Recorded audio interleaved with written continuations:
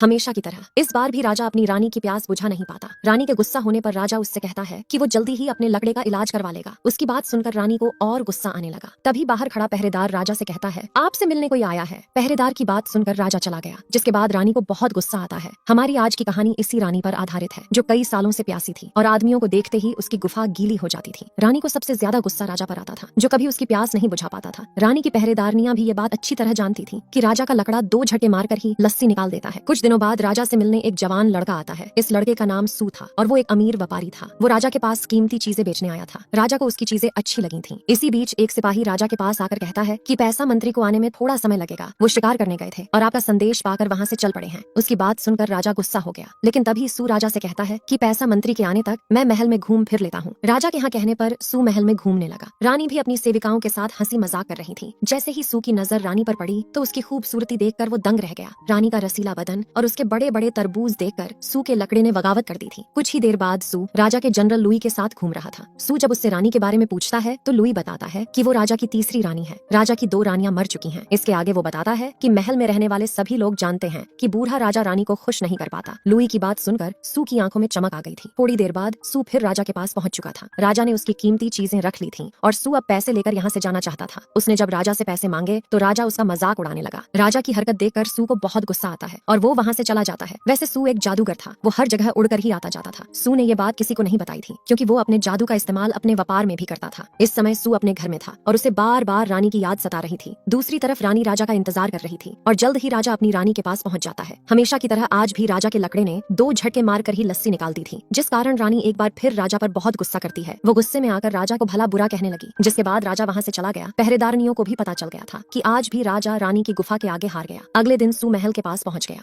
वो यहाँ आकर अपने जादू का इस्तेमाल करने लगा, जिससे महल में तेज हवा चलने लगी। ये हवा इतनी तेज थी कि सभी लोग मुश्किल से खड़े हो पा रहे थे। सू यहाँ राजा से बदला लेने के साथ साथ कुछ और भी करने आया था। देखते ही देखते वो रानी के पास पहुंच जाता है। उसे अपने इतना करीब देखकर रानी इतना डर गई कि बेहोश ही हो जाती है। पहरेदारनियां सू को रानी से दूर जाने को कहती हैं, लेकिन सू उनकी बात नहीं सुनता। राजा ने उसका कीमती सामान चुराया था और अब सू भी उसकी रानी उठाकर भाग जाता है। उसके जाते ही तेज हवा भी चलनी बंद हो गई। पहरेदारनियां जल्दी जल्दी राजा के पास जाकर उसे बताती हैं कि सू रानी को उठाकर भाग गया। उधर रानी को सू के घर में होश आ चुका था। खुद को अनजान जगह पर पाकर रानी बहुत डर गई थी। उसे कुछ समझ नहीं आ रहा था कि वो कहाँ है। वो जैसे ही यहाँ से भागने लगती है तो सू उसके सामने आ जाता है। रानी उसे धमकी देकर कहती है कि मुझसे दूर रहो, लेकिन सू उससे कहता है कि तुम्हारी गुफा मेरे लकड़े को अपने पास बुला रही है और तुम मुझे दूर जाने को कह रही हो। इसके आगे वो कहता है कि तुम चाहकर भी यहाँ से भाग नहीं सकती। बेहतरी इसी में है कि तुम मेरे लकड़े के साथ मजे करो। उसकी बातें सुनकर रानी की प्यासी गुफा गीली हो गई, जिसके बाद वो दोनों शुरू हो जाते हैं। दूसरी तरफ राजा रानी को लेकर परेशान हो रहा था। उसने ऐलान कर दिया कि जो भी उसे सू की खबर देगा उसे वो मोटा इनाम देगा। राजा के दिमाग में यही बात चल रही थी कि पता नहीं मेरी रानी किस हाल में होगी। मगर रानी तो सू का लकड़ा लेकर काफी खुश थी। वो सू से कहती है कि मुझे ऐसा ही दमदार लकड़ा चाहिए था जैसा तुम्हारे पास है। सू का लकड़ा लेकर रानी को उससे प्यार हो गया था। रात होते होते भी जब राजा को अपनी रानी की कोई खबर नहीं मिलती तो वो और भी परेशान हो जाता है। उसकी परेशानी देखकर लुई उसके पास आकर कहने लगा कि मुझसे आपकी परेशानी देखी नहीं जा रही, मैं खुद रानी को खोजने की कोशिश करूंगा। उसकी बात सुनकर राजा उससे कहता है कि तुम कुछ भी करो, बस मुझे मेरी रानी मेरे पास चाहिए। अगले दिन सू और रानी बातें कर रहे थे। सू रानी को बताता है कि आज मैं राजा के पास जाने वाला हूँ ताकि उससे अपने पैसे ले सकूं। उसकी बात सुनकर रानी परेशान हो गई। वो उसे रोकना चाहती थी, लेकिन सू उसकी एक नहीं सुनता। थोड़ी ही देर बाद सू राजा के महल में पहुंच गया। वो राजा को सब बताकर कहता है कि मेरे जादू के सामने तुम टिक नहीं पाओगे, मुझे मेरा पैसा चाहिए, उसी के बाद मैं तुम्हारी रानी वापस करूंगा। लुई भी उनके पास बैठा सारी बातें सुन रहा था और सू की बातें सुनकर वो वहाँ से चला जाता है। बाहर आकर उसने खुद को गायब कर लिया। दरअसल लुई भी थोड़ा बहुत जादू जानता था और वो जरूरत पड़ने पर ही अपने जादू का इस्तेमाल करता था। अंदर राजा सू से थोड़ा समय मांगता है ताकि वो पैसों का इंतजाम कर सके। सू उसकी बात सुनकर वहाँ से चला जाता है। थोड़ी ही देर बाद सू फिर से रानी के पास पहुंचकर उसकी गुफा के मजे लेने लगा।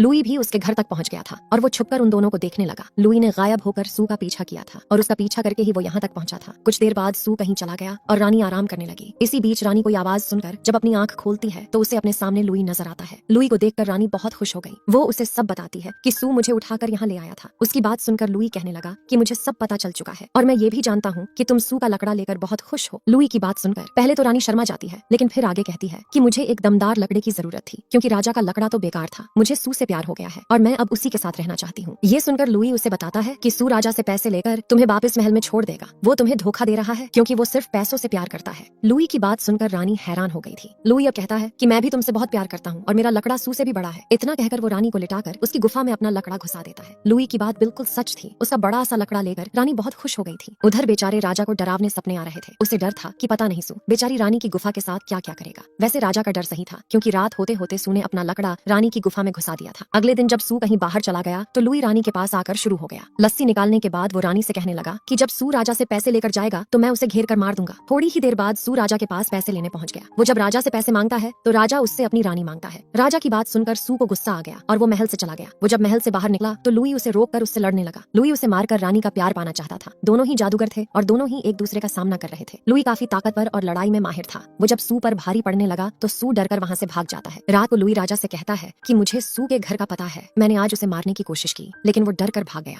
वो इतना ताकतवर नहीं जितना हम उसे समझते हैं। हम कल सुबह ही कुछ सैनिक लेकर उसके घर पर हमला करेंगे और सू को मारकर रानी को वापस ले आएंगे। लुई की बात सुनकर राजा खुश हो गया। अगले दिन लुई और राजा सू को मारने जा ही रहे थे कि तभी उनकी नजर रानी पर पड़ती है। सू ने डर के मारे रानी को छोड़ दिया था, लेकिन राजा अपनी रानी को देखकर कुछ खास खुश नहीं होता क्योंकि वो सू के पास रहकर कई दिनों बाद वापस आई थी। रानी उसे समझाने की कोशिश करती है कि मैं सिर्फ आपसे ही प्यार करती हूँ, लेकिन राजा उसकी कोई बात नहीं सुनता और रानी को जेल में डालने का हुक्म दे देता है। इसके बाद जैसे ही राजा अपने कमरे में आता है तो उसकी तबीयत खराब हो जाती है। रानी के कारण राजा कई दिनों से परेशान था, इसीलिए उसकी तबीयत खराब हुई थी। महल में कई दिनों तक राजा का इलाज चलता है, लेकिन राजा की हालत में कोई सुधार नहीं होता। अपनी मौत को करीब देखकर वो लुई को अपने पास बुलाकर कहता है कि जिस दिन तुमने सू को मार दिया उसी दिन तुम राजा बन जाओगे। इतना कहकर राजा ने दम तोड़ दिया। अगले ही दिन लुई अपनी सेना को साथ लेकर सू पर हमला बोल देता है। सू के पास भी काफी सैनिक थे, लेकिन वो लुई की सेना के आगे टिक नहीं पाते और लुई सू को मार देता है। कहानी के आखिर में लुई राजा भी बन जाता है और उसे रानी भी मिल जाती है। इसी के साथ इस कहानी का यही अंत हो जाता है। हमारी वीडियो देखने के लिए बहुत बहुत धन्यवाद। अगर आप ऐसी ही वीडियोस के दीवाने हैं तो प्लीज मेरे चैनल को जरूर सब्सक्राइब करें। मिलते हैं अगली वीडियो में, तब तक के लिए नमस्कार।